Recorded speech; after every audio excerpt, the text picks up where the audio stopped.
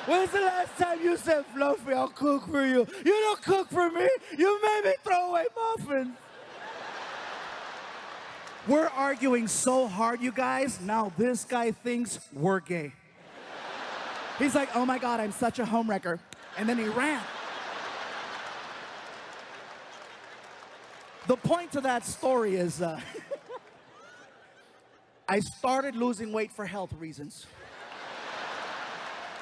Some of you are like, He went a little far for that. poquito. What I think is funny is that now people are questioning my shows. They're like, well, what is Gabriel gonna talk about if he continues to lose weight? What's he gonna talk about? I'm like, seriously, between the amount of crazy friends that I have and the amount of alcohol I drink on a regular basis and the amount of crazy random places we visit, I will always have stories for you guys. Random stories.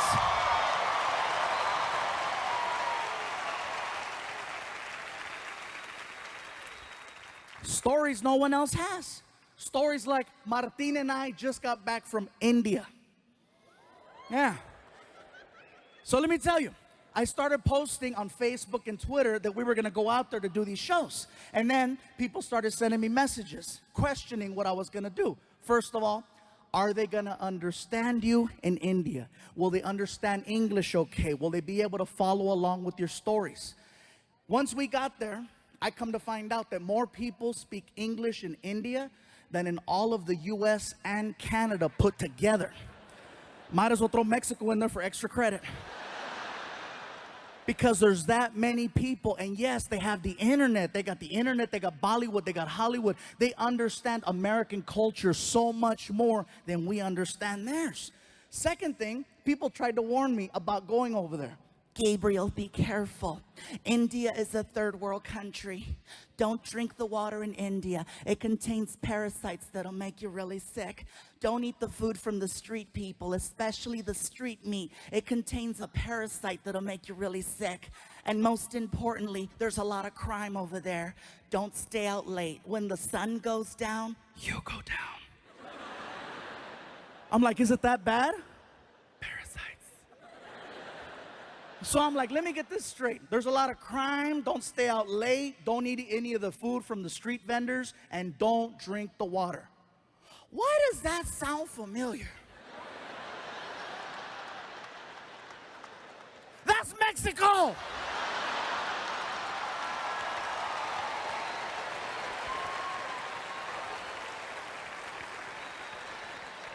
When Martin and I got over there, we found out that Indian people and Mexican people have so much in common, you guys.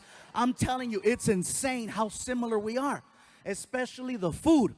The food is so similar. For example, Mexicans love tortillas. Indian people love naan bread, which is a fluffier form of a tortilla.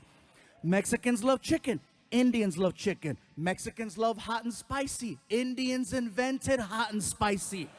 Most popular drink in Mexico is Fanta. Most popular drink in India is Fanta. Indian people worship cows. Mexicans love barbecues. A lot of similarities. Most of the people that I met over there were very hardworking and humble. And I gotta tell you, every time I talked to someone, I was always greeted the same way. They'd look at me, they'd put their hands together, they'd do a little bow, and they say, Namaste, which is an endearing hello. It's really nice and sweet. And then I noticed that Indian people, when you're talking to them, do this thing with their head, where it will begin to move side to side as they're speaking. Now, at first when you notice it, you think, Oh, he slept wrong. He just got a kink in his neck. Get a Tempur-Pedic!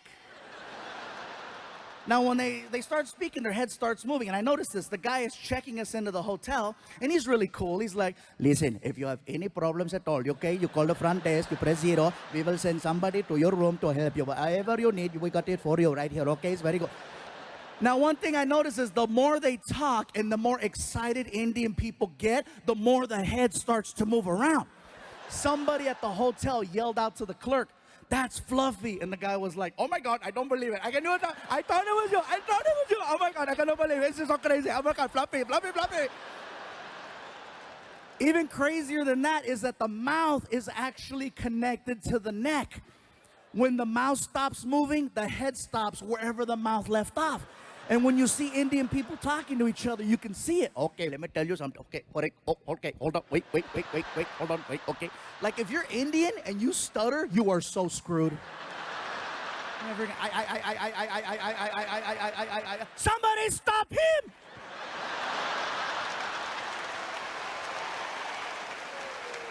I'm not gonna lie, you guys. When I first saw this happen, I thought it was hysterical. I thought it was funny. But then I started thinking about it. Head movement is just a form of expression. No matter where you live in this world, people express themselves in their own unique way, whether through facial expressions, hand gestures, body movement, extra words. Everywhere you go, things are different, and that's just how they express themselves in India. Now, back to the whole Indians-Mexican thing. That is something else that we share in common with Indian people. Head movement. Now, some of you in the building tonight are like, stupid, we don't have head movement. Yes, we do. It's a little different. See, with Indian people, the head movement is side to side. Mexicans, our head movement is front to back. The difference between that is that with Mexicans, we have to be very, very upset in order for you to see the head movement. Otherwise, you can't tell. With Indians, it's all the time. Oh, today is such a nice day. It is such a beautiful day today. I'm so happy. It's very nice, very good. Oh my God, I can't believe it's so nice. It's such a pretty. Mexicans, when we're mad, that's when it comes out. For non-Latinos, hey, trust me, you cut off a Mexican in traffic, see what happens. ¡Sácate, pendejo! ¡Lárgate, cabrón! ¡Quítate, desgraciado!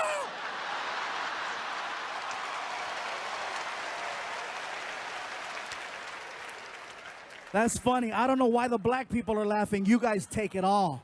Oh, no, you didn't. Oh, hell no. I know he ain't talking about me. I hit a bell. I hit a bell.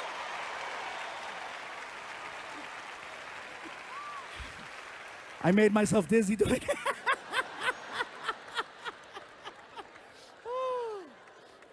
So let me tell you guys, if you ever get the opportunity to travel to India, I encourage you to check it out. You are going to see some beautiful things. You are going to see some amazing things. You are going to see some sad, depressing things and some real horrible things. Overall, it's a well-balanced trip. But when you get back home here to the United States, you will have a whole different appreciation for your life. Believe that. I guarantee this, you guys. There's a lot of people in India, and with a lot of people comes a lot of traffic. First things first, American traffic and Indian traffic, very different. Here, whatever happens on the freeway will stop the whole freeway. In India, there's 10 times the traffic, but it moves. See, the problem is Americans, we're fascinated by accidents. We're fascinated by the idea of seeing potential death. That's why we slow down on the freeways. We say we don't want to see it, but what happens in traffic? You know, what's going on over there? There doesn't even have to be a collision. You could be on the 101 freeway and a car has a tire blowout and it spins. Doesn't hit anything. It's now facing oncoming traffic. You know what happens to the rest of the freeway? Even on the other freeway where there's no accident. And again, what's going on? What's going on? I'm sorry, hey, somebody might be dead. Sorry. In India, if there's an accident in the middle of the street, you know what they do? They drive right around it. They don't stop. And it's not that they're not sensitive to the situation. They are. It's just that there's so much chaos that happens on a regular basis. They just need to get to work. They do see what's happening. And believe me, they're heartfelt. You know, they'll drive around. I am so sorry for you. Nothing stops the flow of traffic in India. They need to get from point A to point B.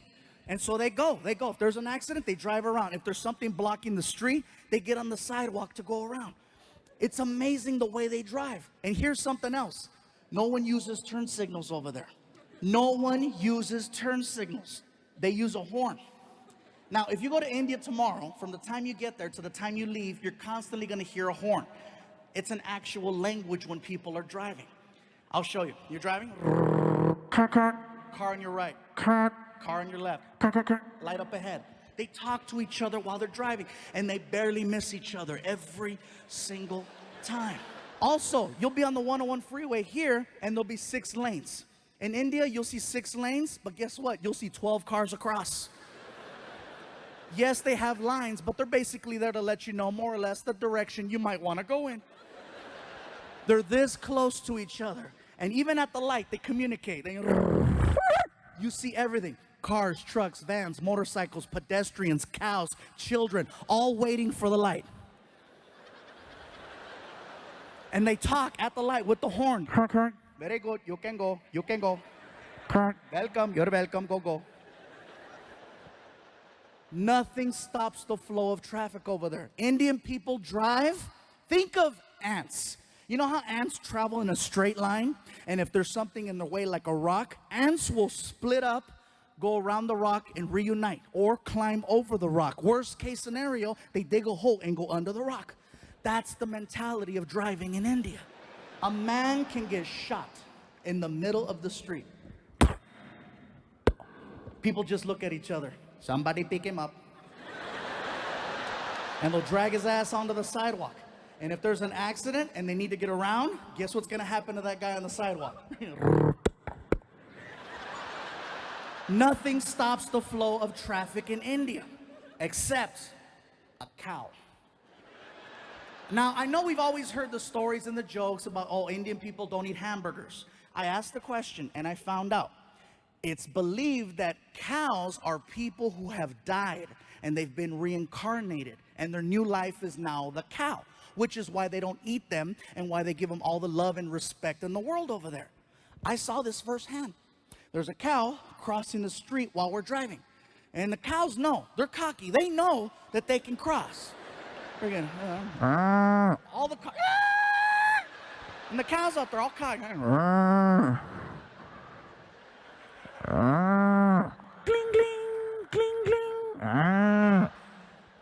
No one honks at the cows. No one yells at the cows. No one touches the cows. They wait for the cows to finish crossing. The cow that we had laid down. The driver just shut off the car.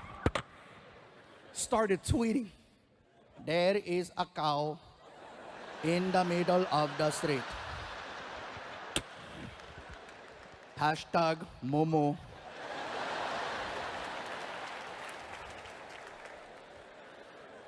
I asked the driver, what's going on? Sir, there is a cow. I see that there's a cow. Are you gonna honk at it, go around? What's gonna happen? We cannot honk at the cow. We must wait for the cow to move. You're kidding. I am not kidding. We must wait for the cow. We drove past a dead body 15 minutes ago. That is probably him.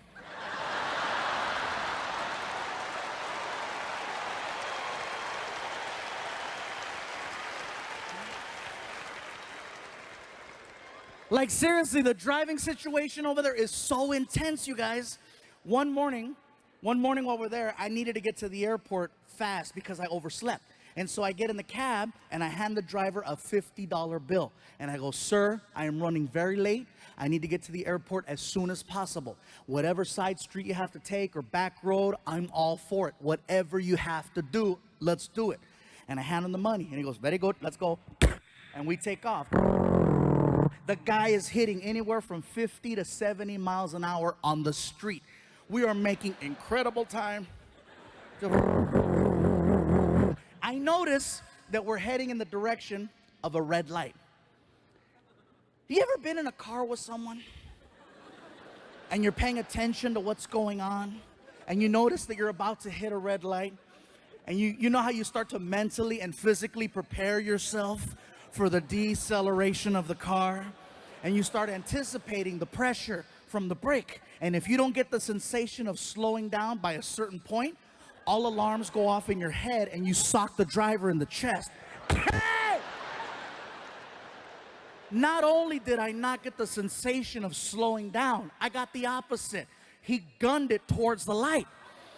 And it caught me off guard. I couldn't even scream. I was like, and then I got air. Hey, pull over, pull over. He didn't even know what he did. He looks at me, he goes, what is wrong? What do you mean, what is wrong? Dude, didn't you see the red light? As calm as can be. Didn't you see there was no one there? You told me, whatever you have to do, okay? Whatever you have to do, you do. Do you want to yell or do you want to make plain? He made a good point. I sounded like a third grader. I want to make plain. Like seriously, that's a video game I want to see. I want to see Grand Theft Auto India. It was so crazy, you guys. And this is just us being there. I haven't even gotten to the part of us performing. We were in Mumbai, Bangalore, and Delhi, okay? These three places is where we went to perform. Mumbai and Bangalore, the shows went over very, very well. Okay, there were about 1,500 to 2,000 people, which is amazing for a few going over there. I was like excited, yes. And then we get to Delhi. And when we got to Delhi, you guys, it got a little crazy. Martin walks out on stage and the crowd recognized him. And they started chanting, Martin! Anytime I hear that, I'm like, they know him, it's gonna be a good show. So Martin starts cracking jokes. The crowd starts laughing. He's cracking more jokes. The crowd keeps laughing. All of a sudden, I hear this.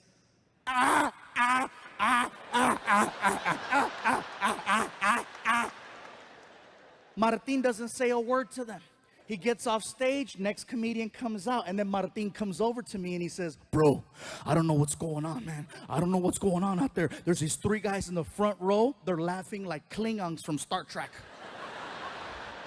I'm not going to address them. I'm going to save them for you. I was like, oh, thank you. So then Martin goes back out there on stage.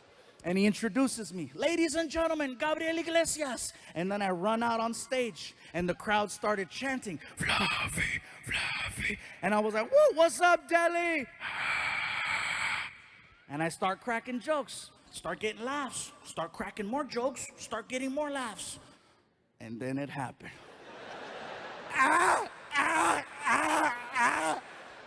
Now see me, I can't avoid things.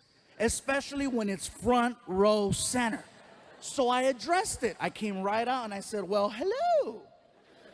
I said, what do we have here? I said, so where are you guys from? And the guy in the middle looks at me and he goes, we are from Germany. I said, cool, we have Germans in the house. And the whole crowd got really weird. You could hear them. They freaked out because they thought I was going to start making fun of the German people. And one guy even stood up. Don't do it. Don't do it. Don't do it. I go, relax, bro. Have a seat. Don't do it. I'm not going to make fun of the German people. That's the last thing I want to do is offend them. I don't want to end up outside in an alley somewhere freaking in 2 hours. And this is the last time we are going to tell you, do not make fun of German people. As I'm doing this joke about a German kicking me on the floor with the accent, here's where it gets crazy. I get hit in the side of the head by a bat. Listen to what I just told you, Bay Area. I get hit in the side of the head by a bat. Not Major League Baseball. I'm talking about, I'm gonna suck your blood. In India, there are millions and millions and millions of fruit bats. And one of them, actually 6 of them, made it inside of the building. And they're flying around and they're hanging out in the rafters. And one of them decides to fly down. And basically, when I was doing the kicks, I stepped into the line of flight of the bat. And he caught me right here. And I'm like, what the hell? And I look up and you see it and you can hear it. The Indian people saw that and they freaked out. They were yelling, they did it. They did it. We told you, don't do it. We told you, don't do it. They're evil. They're evil. I'm like, Dude, I don't care how evil you think the Germans are. They don't have control over bats. It wasn't like the guy got offended and said, "Oh, really? Uns release the bat." So now the crowd is weird. These guys are laughing. Ah, ah, ah, ah. And there's freaking bats flying around the theater. First 2 minutes of my show. I gotta do an hour. And now I've already lost the crowd. They're freaking out. These guys are laughing weird. I'm nervous. It's my first time there. I don't know how to get out of this. So I literally walked over to the other side of the stage and I started just performing for this side of the room, trying to redirect the focus right here. And I'm so nervous. I'm stuttering. I don't even have a segue. I'm like, you know, it's crazy in America. Everybody in America likes drinking, you know, it's just real crazy. Like for example, Mexicans, most Mexicans, we like drinking tequila. Most black people like Hennessy. Most white people like Jaeger. Here in India, you guys like Fanta. And when I said Fanta, the crowd went crazy because it was such a local reference. They freaked out. They were like screaming, "Oh my God, he knows, he knows." They started singing, "Fanta, Fanta, don't you want Fanta, Fanta, don't you want Fanta, Fanta." The roar was so big, it allowed me to restart my show. So I started cracking new jokes and more jokes and these jokes and those jokes. 5 minutes go by. 5 minutes go by.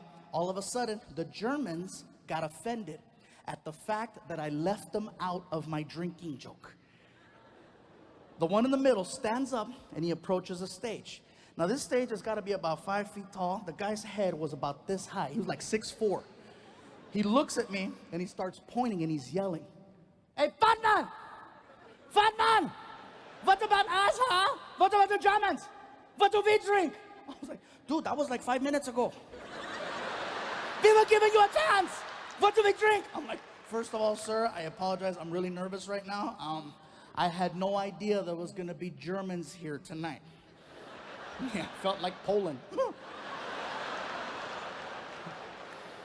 I don't care if you laugh or not. That's a smart-ass joke. That's a smart-ass joke. It's not my fault some of you pendejos failed history. You better Google that and find out why it's so damn funny. So, all the older white people, "God damn it, yeah."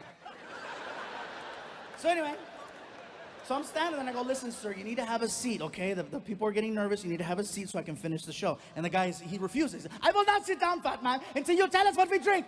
I go, "Listen, I don't know what you guys drink." And the Indians are being so cute. They're trying to help me. They're yelling, "Hey, they like Fanta too." And the guy was like, "We don't like Fanta." I'm like, "Dude."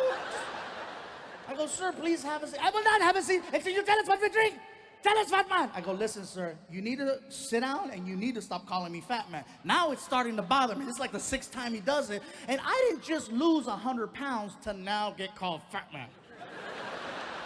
So I go, "Sir, if you don't have a seat, we're gonna have a problem, especially if you call me fat man again." And he freaking did it. "What are you gonna do, fat man? What do we drink?" Even Martin, who's behind the curtain, knew. He knows when I'm at that point where I've crossed over. I can hear him in the back. "Don't do it."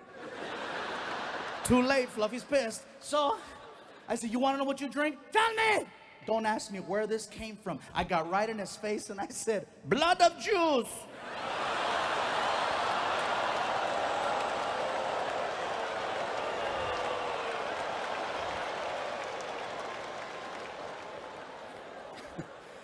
Now see, automatically you guys gave me a whole different reaction. In Delhi, that was probably the most shocking thing ever said on that stage.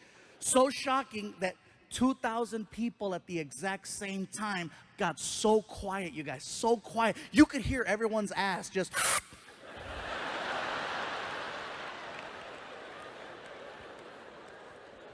And I'm still standing there, my hands out. Have you ever said something that was so bad? And I mean, you knew it was bad as it was coming out of your mouth, and you're trying to stop it, but it's too late, it's already out, and you're like, "No." And it's too late. Blood of Jews is all over his face, right? I'm standing there, my hands out, I'm looking at him, he's looking at me, and I'm like, "Ah!" He says, that's a good one. Yeah, that's a good one. Oh my God, thank you. Thank you. It doesn't end there. I'm telling you guys, this is so crazy. So next morning, Martin and I are flying back home to Los Angeles from Delhi. We're taking an airline called British Airways. We go from Delhi to London, England, and we have a connecting flight over there. Once we get to England, they canceled our connect for whatever reason. And so we got rebooked on another airline called Lufthansa. It's a German airline. Now, this is why I believe in karma. Seriously, Martin's like, really? Blood of Jews? I'm like, I know. I felt like they phoned ahead. Ons, take care of Fluffy. So I put down my credit card. I made sure that Martin and I got upgraded to at least their business class because it's like a long flight. And so we're in there, we're on the plane, and the plane takes off. About 20 minutes into the flight, we're just sitting there, we're laughing. And the flight attendant, she starts coming down the aisle with the little cart. Okay, she's coming down the aisle and she sees me and she goes, Hello, sir. Do you have a preferred drink of choice today? Martin looks at me, taps me in the chest, and he goes, hey, tell her. Tell her, bro. Come on, ask for it. If anybody has it. Dude, shut up. And then she looks at Martin. Sir, do you have a preferred drink of choice? And Martin's like, yeah, you guys got blood of... She's like, Bloody Mary? Yes, yes, Bloody Mary. Freaking Machete's gonna get me banned from flying. So we make it back home. I'm trying to tell the story to my girlfriend and my son. And my girl, she's barely laughing. She's like, like she's jaded. She doesn't laugh at my jokes anymore. My son Frankie, on the other hand, he is dying. Ah! And I'm like, really? He's 16 years old. I go, really, Frankie? You thought that was funny? He goes, yeah, it's funny. I go, what was so funny about my story? He goes, those people you're talking about. I go, who, the Indians? He goes, no, the other ones.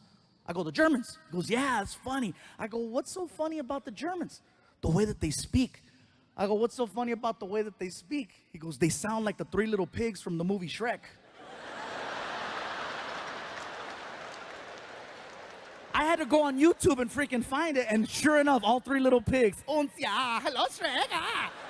I was just waiting for one of them to go, fat man!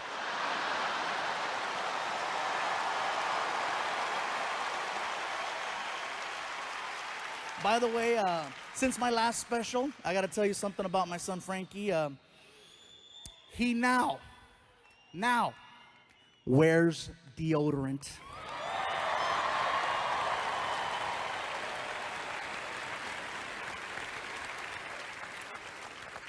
Now, for the rest of you that are watching right now wondering, what is he talking about? And the people watching the movie going, I don't get this. Let me explain. In my last special, I made reference to my son Frankie and how he refuses to regularly put deodorant on.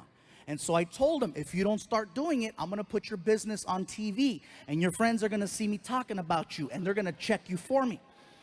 Sure enough, my last special airs. The next day, Frankie goes to school and those kids were merciless. He came home, he takes off his backpack, he unzips it, and he dumps out like 17 deodorants. See what you did! I was like, wow, look at all the money we just saved. His mom was impressed. She was like, talk about how he needs towels. Hell yeah, he's gonna get towels. And it's funny because, you know, for me to relate to my son, it's a little challenging, you guys. And it's not that I can't relate to a teenager, because I can. I can relate to almost any age. You know, I got people that brought kids here tonight. The problem is that my son doesn't see me as an entertainer. He sees me as the guy that tells him to take a shower, put on deodorant, you know, stop picking your nose. That's me. His friends, on the other hand, I'm like a god to his friends. Every time I drop off Frankie at school now, I pull up, you know, the kids see my car, they freak out and they run over to it and they put their hands on it like it's a shrine. They touch the car like freaking, Selena está aquí, you know? Some of you got that, gracias. Anyway, Then the kids start shaking my car side to side, chanting, Fluffy, Fluffy, Fluffy. And Frankie's in the front seat, pissed. He's pissed. He's like, this is bullshit. I'm like, hey, dude, don't get mad at me because I'm more popular than you at your school. Little hater. He gets out of the car all mad. They're still chanting, Fluffy, Fluffy. The thing is that our worlds are very different. His world revolves around Grand Theft Auto, the video game, YouTube, and girls. He's really good at 2 of those. The other one, not so much. And it's not that I'm trying to be a hater about it. It's just that I tell Frankie, listen, you need to start having more conversations. You need to become more talkative and interact like this. See, he'd rather text than talk. That's his whole thing. I'm like, dude, you gotta learn, start to talk to me. I wish you would talk to me more. You could learn a lot about talking by talking to me. I'm just saying, I only do it professionally. But no, he'd rather text. It's at the point now where if I'm in the house and I yell, Frankie, did you take out the trash? Nothing. All of a sudden, cling. I take out my phone, no. But if I say, I got money for you, freaking Houdini, right? Oh, hello. Because you can't text cash. That's my big thing right now. I just want him to take out the trash. He's 16 years old now. He should have been doing this since he was 10, but better late than never. And what he does is he'll sit in the living room and he tunes out the rest of the house. He sits there and he'll put on these headphones that I got him for Christmas a couple of years ago. These Beats with the freaking studio button, and it cuts out all of the sound. They are so strong that when he starts watching his YouTube videos, he can't hear himself laugh. And for me, that is the funniest thing in the world.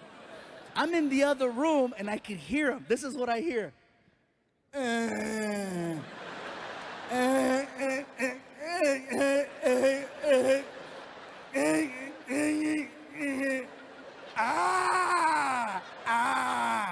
I'm in the other room like, who brought the Germans? And so I walk out into the living room and I see Frankie and he's laughing at his phone and I gotta flag him down. I go, hey. And he'll take him off. What's up, Dad? I go, Frankie, can you do me a favor? Can you please take out the trash? Okay. And then he puts them back on. What? Now? I go, yes. Now? When you ask me for a ride, it's because you need a ride when you ask for it, right? Not later. Then he says, where are we going? Just take out the trash. And then he does it. He takes out the trash, but he acts like he's doing me the biggest favor in the world. And he stares me down and he doesn't break eye contact. He's like,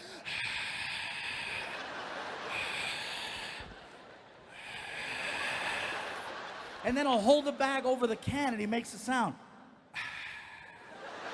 I'm like, dude, so much drama. It's crazy. I'd like to have normal conversations with him, but usually I got to take it that far for us to interact. I look forward to conversations. Even if it's something small and minute, at least it gives me a chance to trigger another conversation with him. I look forward to a few things. I look forward to December, because in December, Frankie becomes very chatty. Otherwise, he's one-word kid.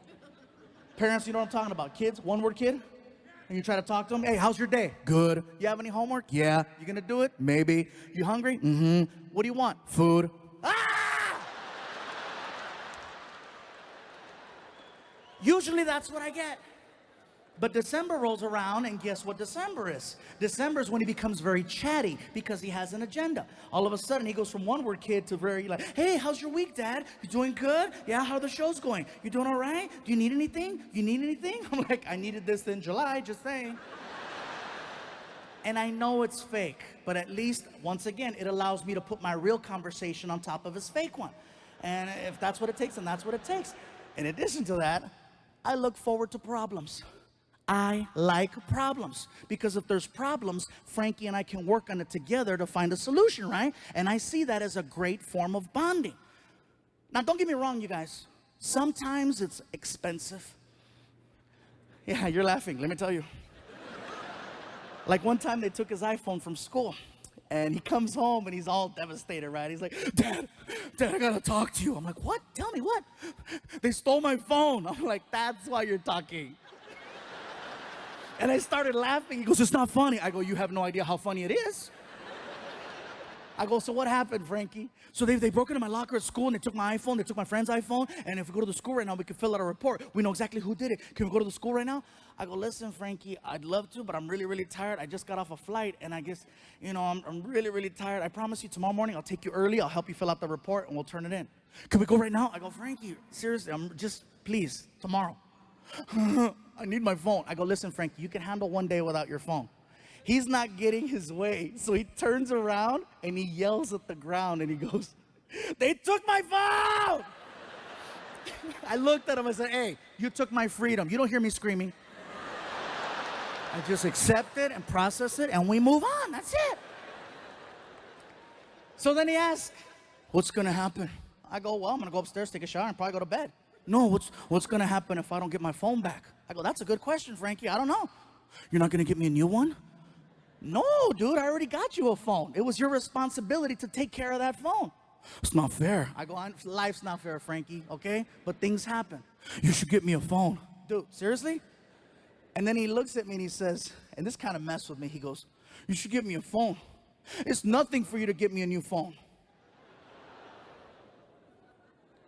It's nothing for you to get me a new phone.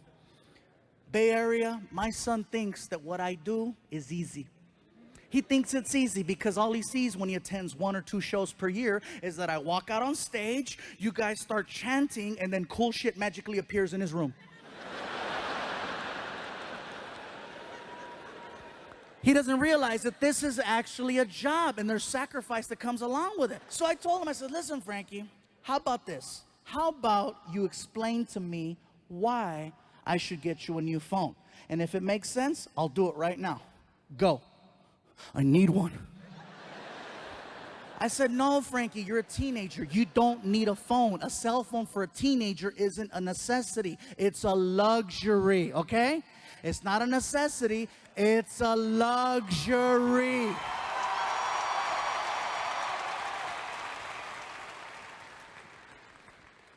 He says, what if there's an emergency? I go, like what? Someone taking your phone? What did you do today when they took your phone? I went to the cafeteria and I talked to my friend Angel and he let me use his phone and I called my mom and I go, and guess what? If that doesn't work, you can go to the office and let them know there's a family emergency. Please contact my mom or my dad. Next, what if you need to get a hold of me? I know what school you go to. What about when I'm walking home? I know the route that you take. And then he pulled this one out, one of the greatest lines ever. You know what? You talk a lot about me on TV. People know who I am now.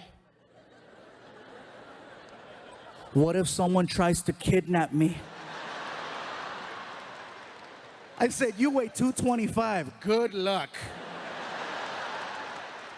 They are not kidnapping your ass without an iPhone and a box of Oreos. That's the only way that's gonna happen.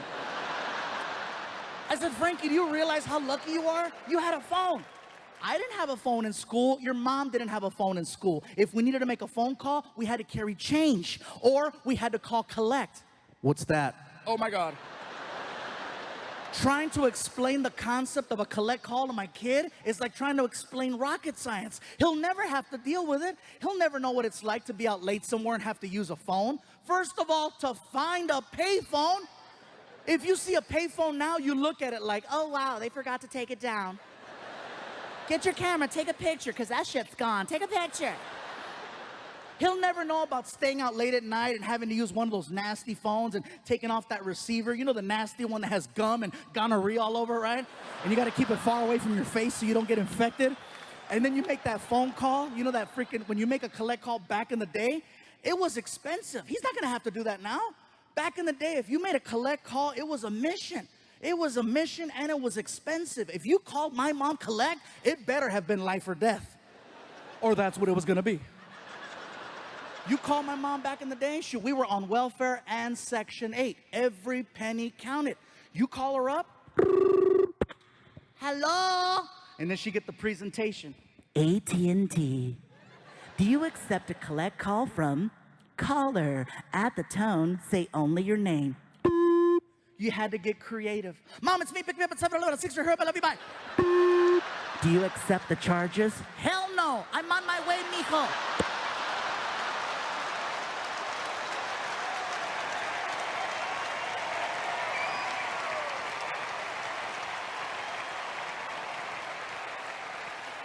And if you couldn't get the whole message out, you had to call back, do that whole process all over again, and then say another sentence until they cut you off. I told Frankie, we call that ghetto texting. Because they'll never have to do it. The problem is that my son is very spoiled, and I realize that it's my fault. It's 100% my fault. When he first came into my life, when he was 7 years old, he was very appreciative. Everything was thank you. Everything was like, oh my God, this is so cool. Thank you, thank you, thank you. Big old hug. Thank you, I love you, thank you. And what I did is that I started giving him stuff, and I never expected anything for it. And with me, I was always like, I work really hard to have nice things.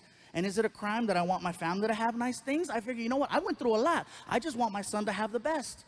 But you can't always give them everything, because then they don't learn to appreciate and value things. And I had to find out the hard way.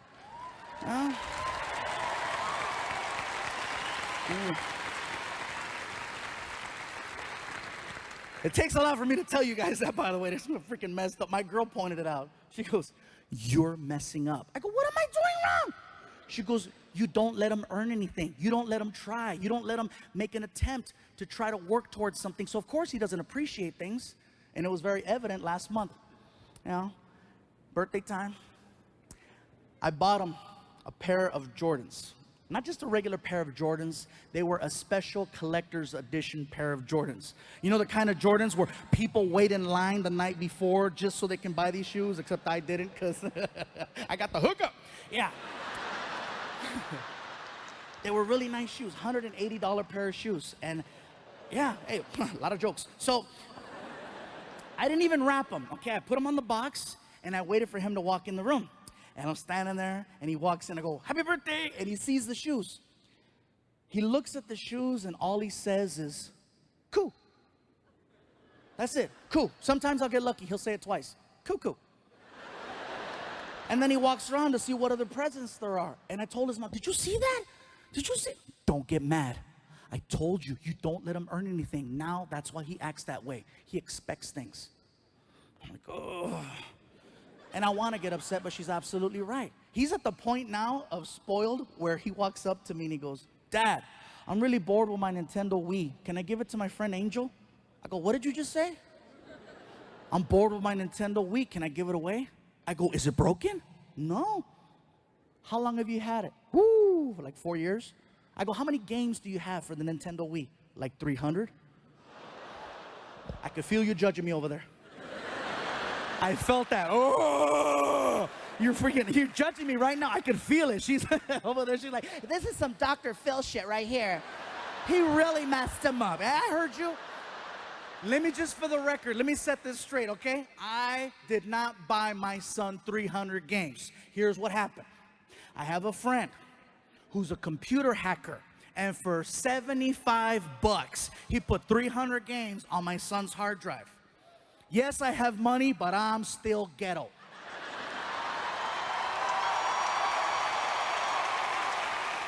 Oh, yeah. So I tell Frankie, do you realize how lucky you are? And then he rolls his eyes. Oh, lucky. I go, yeah, dude, you are.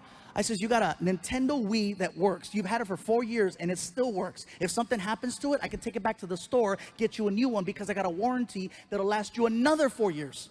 Why is that a big deal? Because when I was your age, I had a Nintendo. Wii? No. Frankie, in 1987, I had a thing called a Nintendo Entertainment System, okay? Nintendo Entertainment System.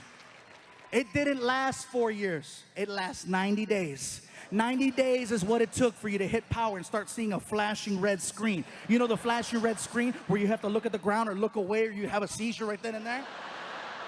Oh, yeah. And then what you had to do is you had to flip the Nintendo over, and there was a silver sticker with an 800 number on it. And you call the 800 number, and they put you in contact with someone in Japan who made you feel like a pendejo. Oh yeah, he made you feel stupid. You call him up, and he's like, "It costs $250 to repair Nintendo, $250 to fix it, but it's $150 for a brand new one." And if you couldn't afford $150 for a brand new one, like we couldn't afford $150 for a brand new one, you had to become a technician at the age of 7, 8, 9, 10, 11. You had to go in the kitchen and find the most messed up butter knife you could, right? The one that had bent marks and rust stains, and take that sucker back in the living room because you were gonna perform an operation. You were gonna perform an operation and bring that Nintendo back to life. Yeah. You had to work to play. You had to unplug it, plug it back in, power reset, power reset, power reset. It was like performing CPR. You'd hold a cartridge, and then it was like, you push it down, you push it up, you push it down, you push it up, push it down, you push it up, push it down, you push it up. Give it oxygen.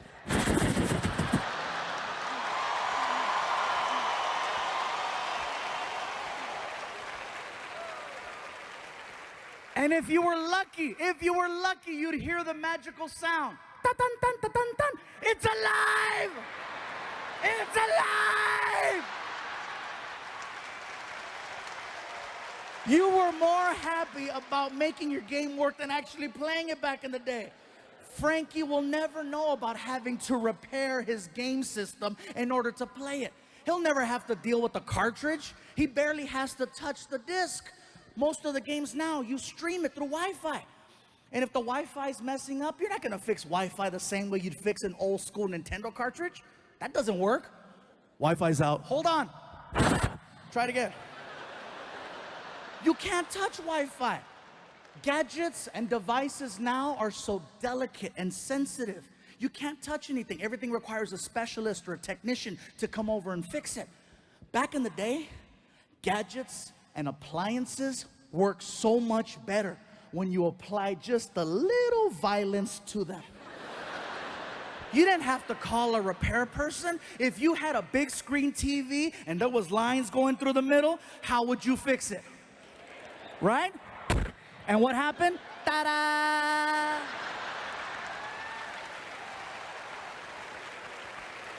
Let you try that method tonight on a flat screen and see what happens. Stupid flat screen. Shit, broke it! Pick it up right there. I got a warranty. Come on, let's go. I tell Frankie, you are so lucky. You're in an age of technology that's amazing. You don't have to worry. I want him to get it. I want him to understand. I want him to appreciate. But at the same time, I got to learn to freaking check myself. Sometimes he says things. Sometimes he says things to me, and sometimes they sound a little rude or hurtful. For example, every Monday when I go home, every Monday night I go home, and I always take my family out. It's always movie night. I love movie night on Mondays. There's no lines. You go in, you go out, good parking. It's sweet. And I always tell Frankie before we go out, hey, 1 hour, we're leaving, okay?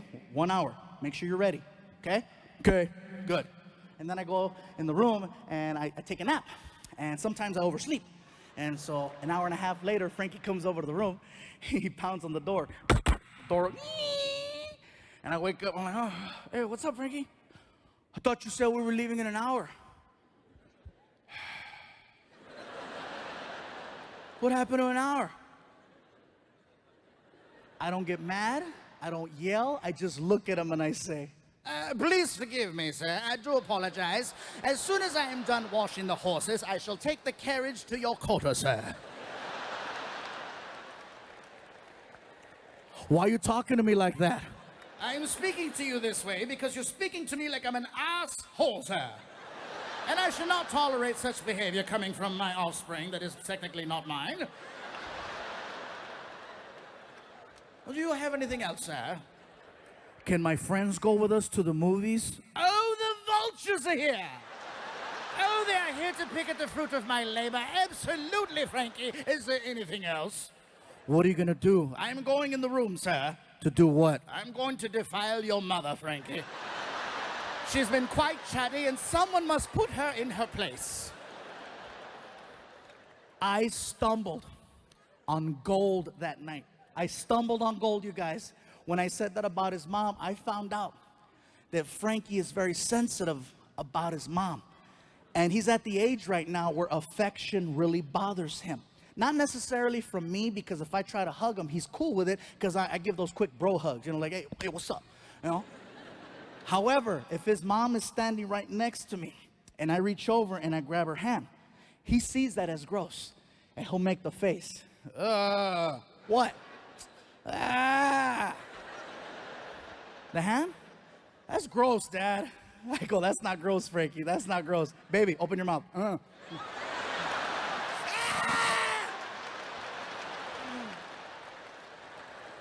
That's his weak spot, and I go for it every single time. One day I was ironing one of my shirts that I was gonna put on, right? I'm ironing the shirt and I'm talking to him about his grades. As I'm talking to him about his grades, there's a car driving in front of the house, and the stereo was really loud, and you could feel the bass.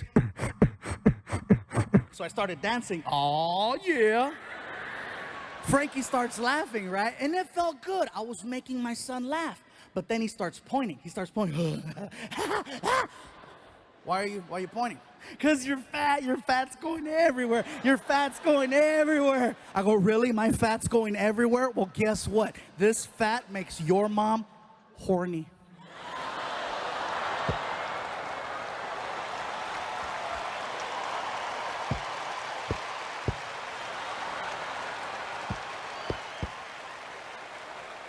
And he's like, ah! If I ask him to do something and he doesn't do it, like for example, as parents, you want your kids to go to sleep by a certain time because you need them to wake up in time to get ready for school. Frankie's cutoff is 11 o'clock. It's pretty late if you ask me for a kid. Sometimes he'll push it to midnight. And he'll play dumb. Oh, I don't know what time it was. Yeah, whatever, you're only holding a clock. But I get it. I used to play dumb too. So then he'll walk in his room and he'll say, oh, good night, Dad. And he'll close the door. And he thinks he's slick. He takes a towel and he starts rolling up the towel. And he puts it under the door so that I can't see the light coming from the TV. Sounds pretty genius, right? But hello, cover the rest of the stupid door. He freaking turns on his big ass TV and it looks like immigration's breaking into his bedroom. And so what happens is he'll stay up until 2, 3, 4 o'clock in the morning, and he's supposed to wake up at 6. His alarm goes off, and he sleeps through the alarm. And it's a real alarm. It's not a radio. It's freaking whole house awake. Him, and it's right here. So I gotta get out of bed, and I go over to his room, and I open the door, and I kick the stupid towel out of the way, and then I walk over,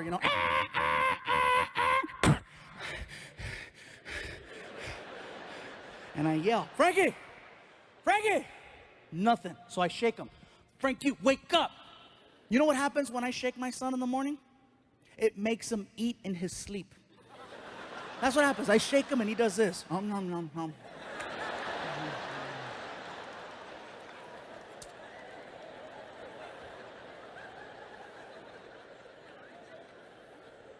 So you know what I do? I get on top of the bed and I slowly lay on top of him. And I apply my full weight, bro, all of it. Slowly, and you could hear him. Oh God! Oh God! You're too big! You're too big! And then I whisper in his ear, that's what your mom said.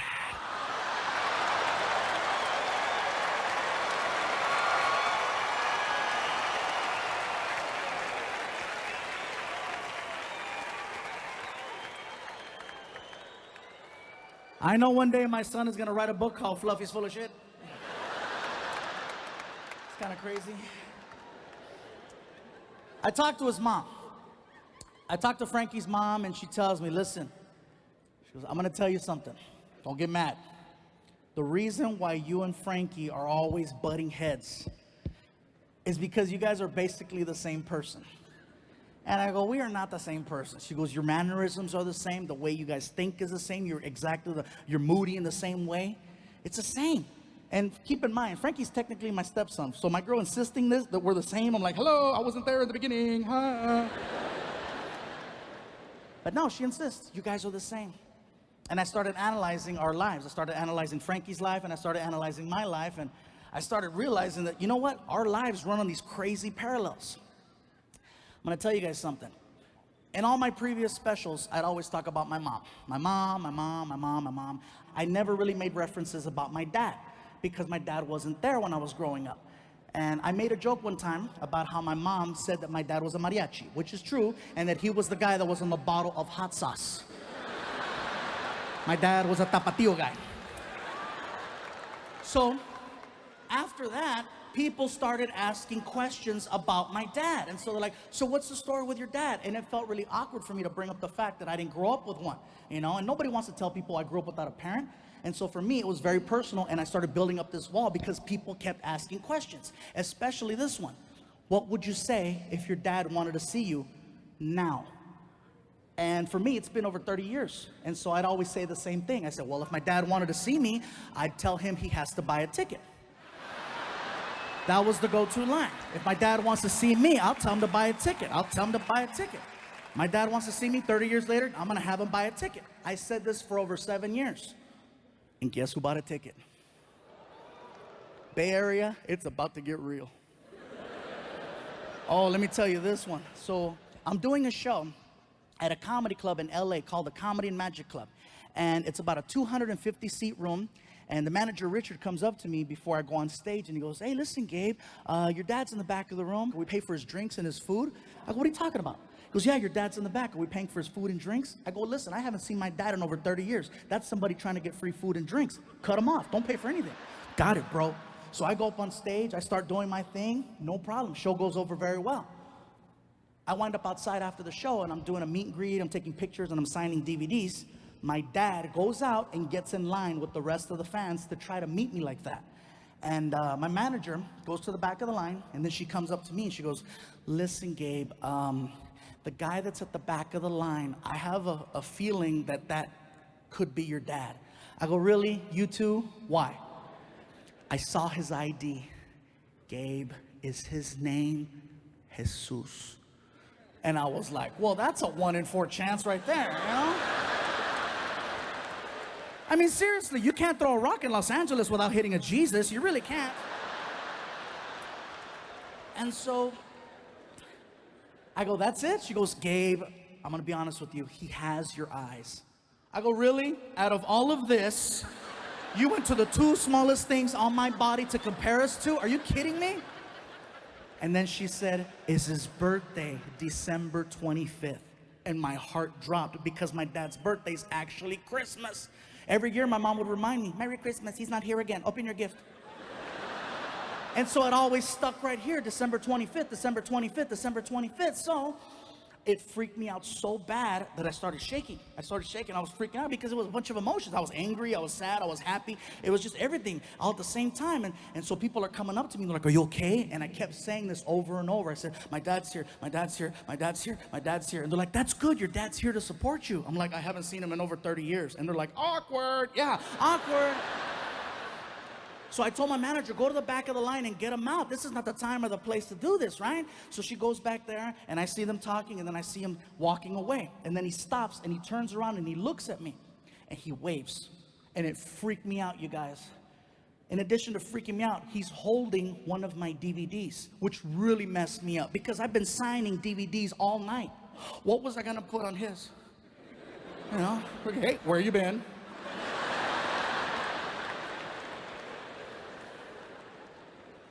So she gets his info, gives it to me. I give the info to my girlfriend, right? And I finish the meet and greet. We get in the car, we go back home. I'm not saying anything. I'm shaking, I'm sweating. And my girl goes, you okay? I said, listen, you know what? I've been playing the scenario in my head for over 30 years. What would I do if he ever showed up? And I says, I thought I was prepared to handle this, and I'm not. I'm freaking out.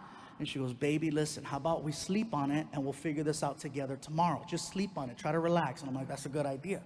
So we get in bed. She knocks out, and I can't sleep. And 3 o'clock in the morning rolls around, and I said, I can't take it anymore. So I wake up my girl, I said, baby, get up. What is it, what? I go, listen, call him. Right now? I go, yes. It's 3 o'clock in the morning. That's disrespectful. I'm like, hello, who waited 30 years? Fine. So she gets on the phone, and she calls my dad. And he answered on the first ring. And I could hear him talking, going back and forth. And then she hangs up the phone and she says, listen, baby, your dad wants me to let you know that he doesn't want any money. He doesn't want any money. He doesn't want anything from you but 10 minutes of your time so he can ask you a couple of questions and hopefully answer some questions. Me personally, I think you need closure because you're messed up. My girl keeps it real. So I said, listen, call him back. Let him know that I want to see him today at the comedy club where we met. She goes, fine. So she calls him back, and she hangs up the phone. And she goes, okay, baby, I confirmed it. 7 o'clock at the comedy club. Can we get some sleep now? And I go, listen, I got to do something. She goes, what? And I get out of bed, and I walk over to the living room. And in the living room, I have a giant mirror, okay? And this giant mirror, I get in front of it, and I start rehearsing the speech I'm about to have with my dad that I haven't seen in over 30 years. Now, keep in mind, you guys, this is the only thing I've ever really rehearsed. I can't rehearse this because I don't know if it's funny or not until you laugh at it. Seriously, I can stand in front of the mirror all day. Apparently that shit is funny. Okay, cool. I'll try it again tomorrow. So I'm in front of the mirror. I'm very emotional, and my whole chest is bright red because I'm doing the stupid emotional macho thing. I'm standing there and I'm doing this. Who do you think you are? Who do you think you are? And my girlfriend grabs me. She grabs me, baby, calm down. And I snapped on her. I said, listen, this is the only way I know how to handle this, okay? Just give me a little bit of space. I promise you tomorrow I'll be a better person, but this is the only way I know how to deal with this. Please understand. And she was like, I get it. No worries. I'm in the room if you need me. And so she goes in the room, and I keep freaking yelling, emotional, screaming. And later on, she told me that I guess I was being really loud with the screaming and the hitting. And I woke up Frankie. And she says that Frankie came in the living room and he hears freaking yelling and hits and pops. And so he got scared. And he sees me standing there in front of the mirror and I'm hitting myself. And he freaked out. He was like, I better take out the trash.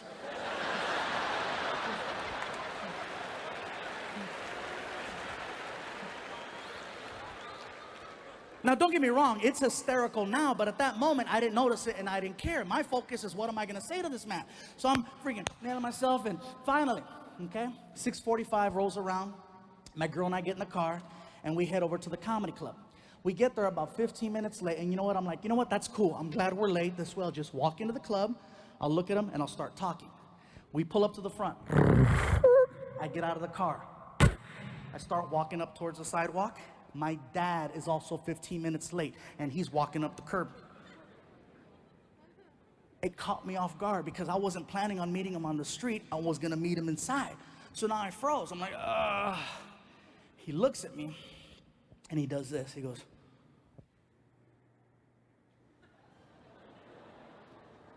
and for me, I'm like, you know what? No, you can't do this. You can't show up after 30 years and expect to hug me. In my head, I'm like, do I hug him or do I hit him? And if my girl wouldn't have been there, I'd have laid his ass out. You don't do that to a kid. And seriously, you guys, you can't. And you can't just show up.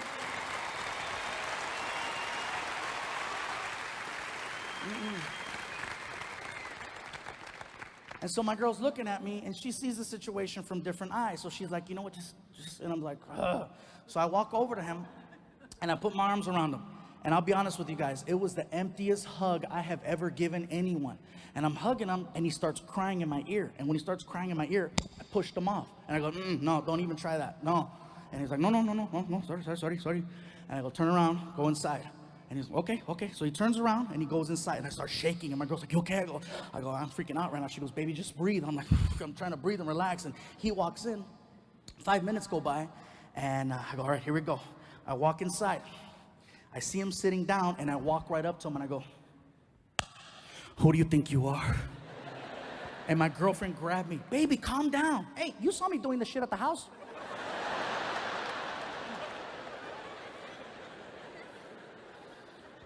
And I started laying into my dad. I started asking all the questions. You know, why? Where were you? What happened? Did you even try? What was going on in your life that was so important? And what really bothered me was the fact that he had a solid answer for every single question I hit him with, because I compared him to notes from my mom and my sisters. And more than anything, I just wanted to vent. I wanted to yell. I wanted to cuss. I wanted to scream. I wanted to get physical, and he wasn't giving me that opportunity. So I started making stuff up. I was like, you know what, Dad? My mom was mean to me because of you. Well, you know something, mijo? Your mother had to do whatever she had to do to raise you right. Look how good you turned out. I was like, oh, he's good. Apparently he has a mirror too. So I kept hitting him with more questions, and he kept coming back with solid answers. Eventually, I got to the point where I started asking the same questions over and over again to see if maybe I'd get a different answer. And it started becoming redundant. I'm like, I'm just going in circles. Next thing I know, my dad starts cracking jokes. I'm like, seriously? 30 years and now you're cracking jokes? And it's not so much that he was cracking jokes that bothered me. It's the fact that they were funny. I mean, really funny. My girl's laughing. Yeah, I could hear her. Really? What? I see where you get it. I'm like, cabrona, you're gonna get it. Yeah. So the conversation is not going anywhere. So I said, you know what, let me just change the subject. Let me just try to talk to this guy as a regular person, not try to meet him as my dad. So next thing I know, we got on the subject of entertainment. And that's something that we both clicked with, because my dad was a mariachi for 20 years, and of course I do what I do. But the stories and the lifestyle is very similar. You know, we shared a lot of stories about being at train stations, bus stations, you know, the airports, being in the shuttle vans, being in this city, this country, that country, coming home to a family that missed you, or coming home to a family that only wanted to see the check. Next thing I know, we started laughing. He high-fived me, and then I told him, I says, you know what, I gotta be honest with you. I said, I tried to hate you. I really did. I go, but I understand what happened, and I just want to let you know that I'm very grateful that you're here, and I'm sorry that I was the way that I was.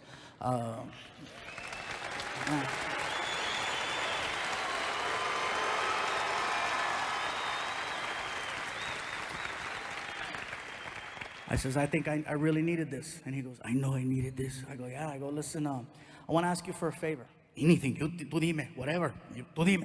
I go, look, I don't have any pictures of you, my mom, and myself together. It would mean a lot to me if I could get a picture with the three of us together so that I could blow it up and frame it and put it on my wall.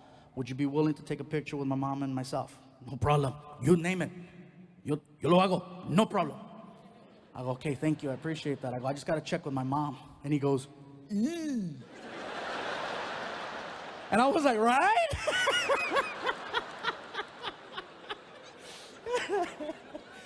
So I gave him a real hug. I got his direct info, and he told me he was going back to Mexico for 8 months, and he was going to come back. And he told me I had 2 sisters that I didn't know about, and I couldn't take it. My girl and I, we get in the car and we go to my mom's house. We get to the front, and my mom hears the car, so she comes outside and she's like, "Hey, ¿qué andas haciendo aquí? What are you doing here?" I go, "Mom, you are not gonna believe who I just had dinner with. Obama."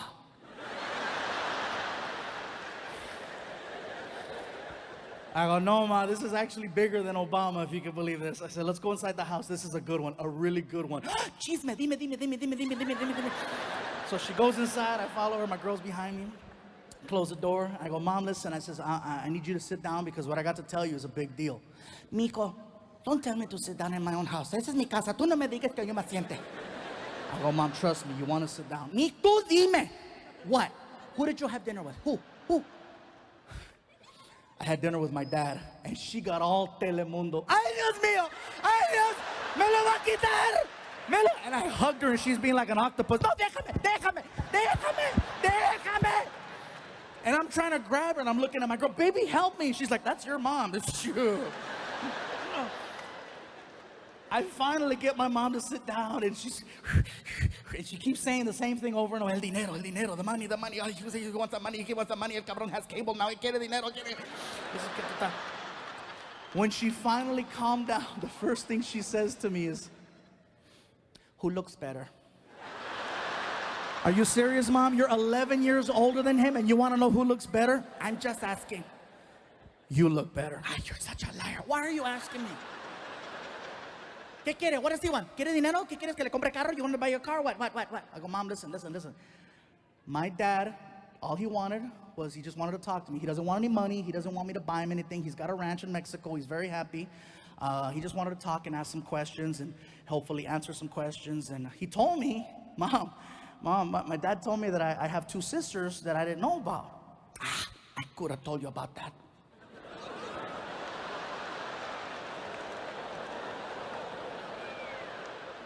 You knew I had 2 sisters and you didn't tell me? Mijo, you don't like the ones you have now.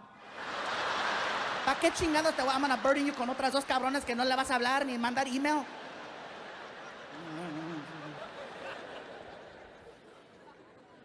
So we talked for a good hour, and then I brought it up. I said, listen, Mom, I asked my dad for a favor. You should ask him for many favors porque no estaba allí. Cada pinche verano yo te tenía que llevar a Raging Waters y la chingada de ese cabrón andaba por todos lados. I go, look, Mom, I'm going to ask you for the same favor. ¿Por qué? Why? Why am I going to, I raised you when ese cabrón was at the bars in Tijuana cantándole volver a las cochinas. Why are you? I go, Mom, listen, it's an easy favor, but it's a hard one, okay? I don't have any pictures of you, my dad, and me together. Because he wasn't there, Mom. I know he wasn't there, but you know what? He's here now, and he's not that bad. It would mean a lot to me if I could take a picture with the 2 of you and myself so that I could frame it and put it on my wall. Why? Mom, so that when people come over the house, I can point and go, look, those are my parents. I've never been able to do that. And it would mean a lot to be able to say, look, these are my parents. One picture. Just one picture. So I says, would you please entertain the idea of getting together with us for a few minutes so that we could just take some pictures? And she goes, no, mijo, you can't ask me to do that. And we went back and forth for a while, and she eventually agreed to it. She goes, okay, pero not right now. Ahorita no, mijo, I have to get ready. I'm like, oh God, really? I go, well, Mom, here's the deal. My dad went back to Mexico. He'll be back here in 8 months. Is that long enough? I can do 8 months. 8 months, si se puede, 8 months, okay. All right. And I was excited, you guys. We had a date planned out. We had a restaurant. And I told her, I says, look, here's how it's going to work, Mom. We're going to walk into this restaurant. You're going to sit on my left. He's going to sit on my right. And we're going to take 3 pictures. And then we're going to leave. And I'm going to take you to Golden Corral. And she tells me, why does he get to sit on the right? You can sit on the right. Oh, my God. So the date was set 8 months later. And unfortunately for me, my mom died before I got that opportunity. The only bright side to the picture is that I got a photo from my brother. It's a black and white picture, 8x10. It's a picture of my mom and my dad the night they met at a bar in Tijuana when my dad was performing. It's a picture of him in his mariachi outfit, right? And he's got the microphone, and my mom is sitting front row center with a white mini skirt on. And she's got her hand like this, and she's looking at my dad, and she has this look on her face like, oh, we're gonna make a fluffy.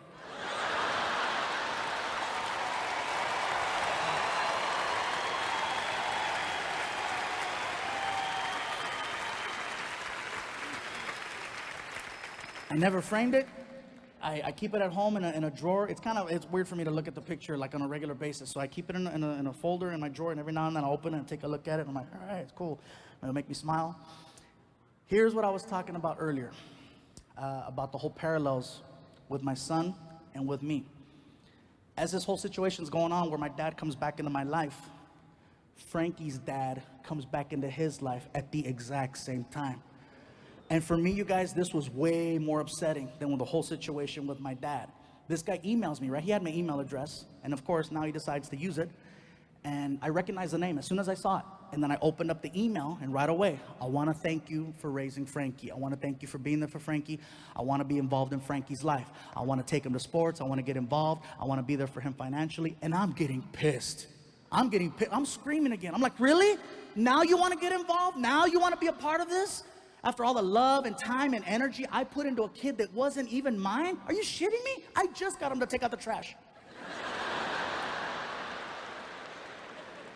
I started yelling at the screen more. And my girl hears me. She comes in. She goes, what's going on? Relax. I go, look at the screen. Look at the screen. What? Relax. Look at the screen. Calm down. So she starts reading. And as soon as she starts reading, oh, this asshole, he's going to ruin everything. And now I got to be her rock. So I stand up and I'm like, no, it's okay. But he's going to shit. Frankie hears his mom getting hysterical, and then he walks into the office and he's like, who died? Who died? I go, no, Frankie, nobody died. Get in here. Why is my mom crying? I'm going to tell you why your mom's crying. Have a seat. I'm in trouble, huh? Frankie, you're not in trouble. I didn't do it. Whatever it is, you did it. Sit down. So he sits down. I got these office chairs with the little wheels, right? And so I sit down. He sits in front of me, and I sit his mom down next to me, and I grab his chair, and I pull it right up to mine. And his knees are pretty much touching mine, and he's right here. And I go, listen, Frankie, what I got to tell you is probably the hardest thing I've ever had to say to you. Your dad, your dad, your dad wants to see you. And he looks at me and he goes, I'm right here. Oh.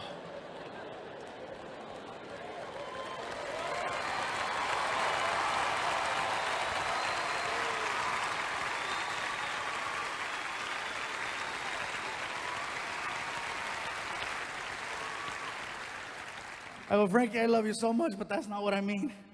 Oh my God. Your dad. Dad? Oh my God. The man that gave you life? Jesus? No! Oh my God, that's my dad.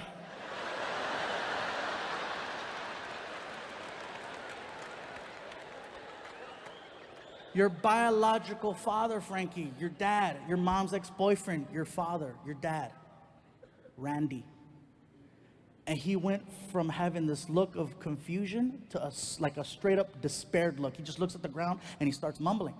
And as soon as he finished mumbling, he starts telling me his memory, his last memory of his dad. And I'll be honest with you guys, it's one thing to hear a messed up story involving a kid seeing something he shouldn't have seen from an adult. It's another when you hear it from the kid themselves. And so for me, I'm just like, oh my God, why am I putting him through this? And so he starts telling me, and my girl's just bawling, and I'm getting choked up. And I go, look, Frankie, whatever you want to do, okay? I go, we support it. If you want to see your dad, your mom and I will make it happen. If you don't want to see him, you don't have to see him. But you're old enough now, and it has to come from you. So you let us know whenever you're ready, and we'll make it happen. Either way. What do you think I should do? Frankie, I wish I could tell you. I wish I could tell you, honestly. But you saw what I just went through. You were yelling at the mirror. I know I was yelling at the mirror. I know. What did you do? Well, Frankie, in my case, it was different because my dad waited 30 years, and so I had to wait 30 years. And fortunately for me, I was more mature, and I was able to handle it a little bit better. Plus, your mom was there to keep me in check, so I didn't do anything stupid. But 30 years, it actually worked out pretty good, and now we have an actual, we're going to go back and forth and start talking. So 30 years worked out for me.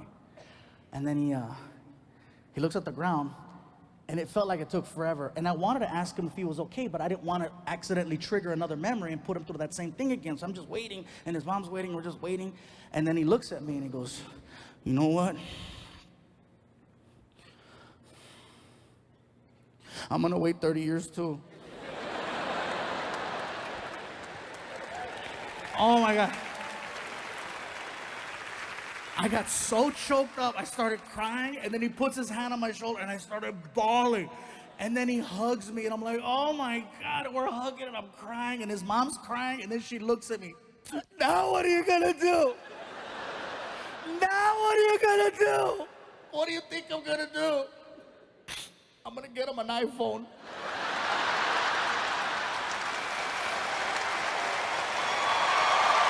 Thank you, Bay Area. I love you guys. Thank you.